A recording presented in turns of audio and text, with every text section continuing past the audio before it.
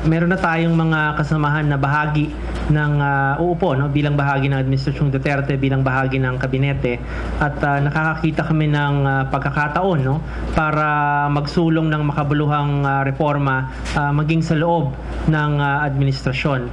Pero gayon pa man, hindi naman lahat ng bagay siguro masasabi nating nagkakaisa o we are in agreement with, no. Meron pa ring mga pag-iiba, pero ang difference siguro hindi very confrontational yung ating pakikitungo sa kasalukuyang administrasyon, hindi katulad nung paano natin pinakitunguhan yung papatapos na rehimeng Aquino, no. Talagang very strong yung ating criticism sa Aquino regime. Sa ngayon, kung meron man tayong pagkakaiba, sisikapin nating idaan, no, sa anumang mga makabuluhang pag-uusap, no, at iba pang mga linya ng komunikasyon.